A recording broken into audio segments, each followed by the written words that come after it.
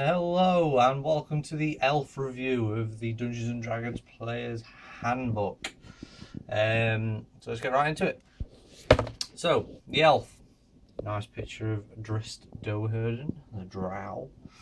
So it gives you a little blurb from these two people about elves, a bit about them, like with the dwarf, so it gives you a little bit about the personality, where they came from, etc, etc. Just to give you a bit of a flavour about their race, so it'd be good for roleplay, obviously, because you get to know about them. So, elf names, it gives you the history about their names, because elves change their names from when they become a child to an adult. So it gives you a little bit insight into that. So you get some examples. So you get child names and male adult names, female names, and family names. It gives you the actual name and then a common translation. So Nalo is night breeze, for example. And again with the dwarf, it gives you the elf perception of the other some of the other races. So there's just the three there, so halflings, humans, and dwarves.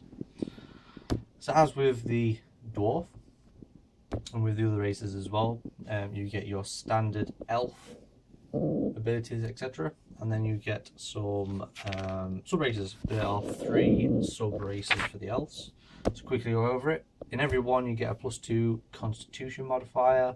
Explains about the age, the alignment, the size, speed. You get dark vision, similar to what the dwarves do as well.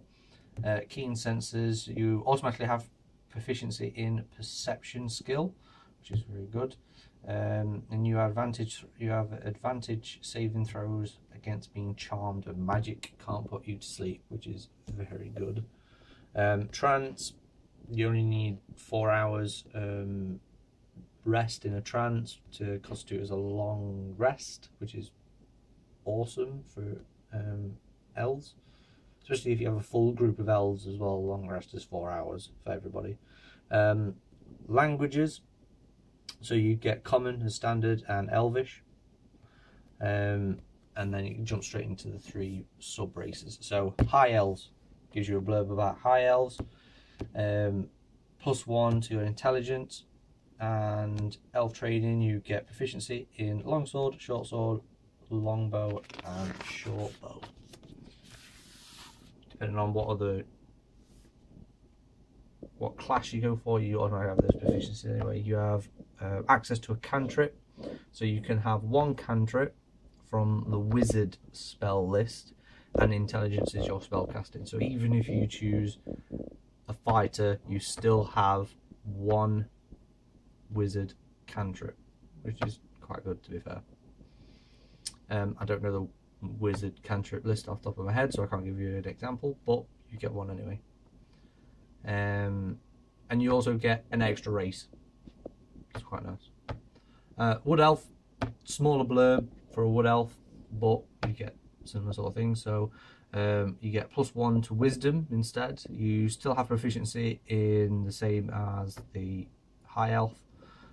Fleet of foot, so your walking distances increases by 5 feet. So if you're using battle map, 1 square, and you can attempt to hide at any point if you have if you're slightly obscured by foliage, heavy rain, falling snow, mist, and other natural phenomena.